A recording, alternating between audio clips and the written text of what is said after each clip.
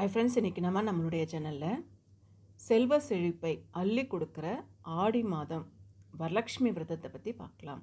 இந்த வரலட்சுமி விரதத்தை எளிமையாக சிலை வழிபாடு மாதிரி இல்லாமல் வீட்டில் இருக்கிற லக்ஷ்மி தேவியுடைய ஃபோட்டோ வச்சு நம்ம கும்பிடலாம். மகாலட்சுமிக்காக இருக்கப்படுகின்ற பல விரதங்களில் முக்கியமானது வரலட்சுமி விரதம். எப்போவுமே வரலட்சுமி விரதம் ஆடி மாதத்தில் தான் வரும். சில நேரங்களில் ஆடி மாதத்தில் 2 அமாவாசைகள் வந்துருச்சு அப்படின்னா ஆவணி மாதத்தில் வரலட்சுமி விரதம் வரும். மகாலட்சுமியுடைய ஆசையை பெறணும் அப்படிங்கிறதுக்காக இந்த விரதம் மேற்கொள்ளப்படுது. மகாலட்சுமியை வீட்டுக்கு வரவேற்று வழிபட வேண்டிய சிறப்பான விரதம் வரலட்சுமி விரதம். இந்த விரதத்தை திருமணமான சுமங்கலி பெண்களும் திருமணம் ஆகாத கன்னி பெண்களும் கடைபிடிக்கலாம். வருடம் இந்த விரதத்தை கடைபிடித்து வரும்பொழுது குடும்பத்தில் உள்ள வறுமை, திருமண தடை இருக்காது. திருமணமான பெண்களுக்கு மாங்கல்ய பலமும் கிடைக்கும். அன்றைய தினம் அம்பிகைக்கு படைக்கப்படுகின்ற நைவேத்தியத்தை தான் நம்மிடம் உணவு கேட்கிறவங்களுக்கு கொடுக்கணும். இதனால் நம்முடைய குடும்பத்தில் செல்வமும் செழிப்பும் அதிகரிக்கும். இந்த வருடம் வரலட்சுமி விரதம் வெள்ளிக்கிழமை 16ஆம் தேதி வரலட்சுமி நோன்பு வருது. அன்றைய தினம் மகாவிஷ்ணுவுக்குரிய வளர்பிறை ஏகாதசி விரதமும் வருது. இன்னொரு விசேஷம், இது 3 நாள் வழிபாடு. வியாழக்கிழமை அன்னைக்கு அம்பாளை அழைச்சி வெள்ளிக்கிழமை பூஜை செஞ்சு சனிக்கிழமை புனர்பூஜை செய்கிறது ஒரு வகை. விரதம் அப்படிங்கிறதுக்காக முழு உபவாசமாக இருந்து தான் வரலட்சுமியை வழிபடணும் அப்படின்னு கிடையாது. நம்ம சாப்பிட்டு கூட வரலட்சுமி நோன்பு வழிபாட்டை மேற்கொள்ளலாம். இந்த வரலட்சுமி விரதத்தை நம்ம வீட்டில் இருக்கிற படம் வச்சும் நம்ம கும்பிடலாம். அதே மாதிரி கலசம் வச்சு நம்ம கும்பிடலாம். இந்த ஒரு வருஷம்தான் நம்ம விரதம் இருக்க போகிறேன் அப்படின்னு சொன்னால் வீட்டில் இருக்கிற அம்மன் படத்தை வச்சு மட்டுமே நம்ம வழிபடலாம். வருடம் வரலட்சுமி விரதம் இருக்கணும் அப்படின்னு நினைக்கிறவங்க கலசம் வச்சும் வழிபடலாம்.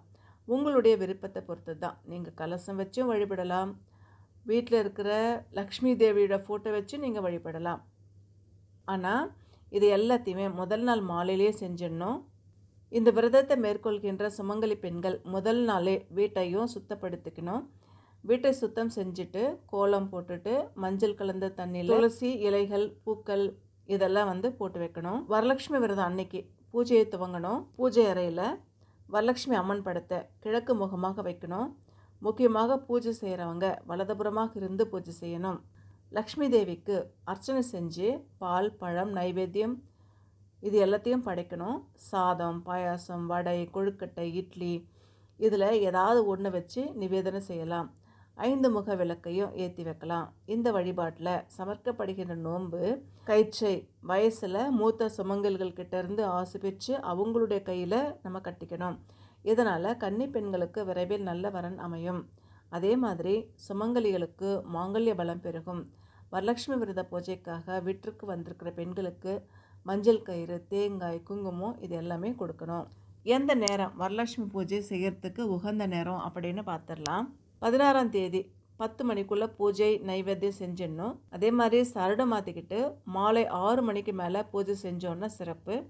மறுநாள் பிரதோஷம் அப்படிங்கிறதுனால காலை 7:35 மணிலேருந்து 8:55 மணி வரைக்குமே புனர்பூஜை செய்யலாம். அல்லது 10:35 மணிலேருந்து 12 மணி வரைக்குமே நம்ம செய்யலாம். 18ஆம் தேதி ஞாயிற்றுக்கிழமை புனர்பூஜை அப்படின்னா காலை 7:45 மணிலேருந்து 8:45 மணி வரைக்கும் செஞ்சுக்கலாம். காலை 10:45 மணிலேருந்து 11:45 மணி வரைக்கும் கூட பூஜை செய்யலாம்.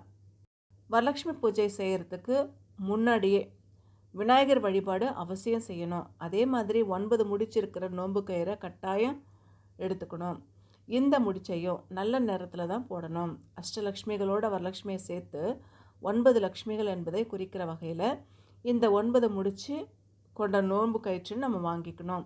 வயசு மூத்த சுமங்கல்கிட்ட கொடுத்து இந்த நோன்பு கயிறை கட்டிக்கிறது நல்லது. இது வரைக்கும் எளிமையான முறையில் வரலட்சுமி விரதத்தை நம்ம வீட்டில் எப்படி வணங்கலாம், வீட்டில் இருக்கிற புகைப்படத்தை வச்சு எப்படி நம்ம வணங்கலாம் அப்படிங்கிறத பார்த்துருக்கோம்.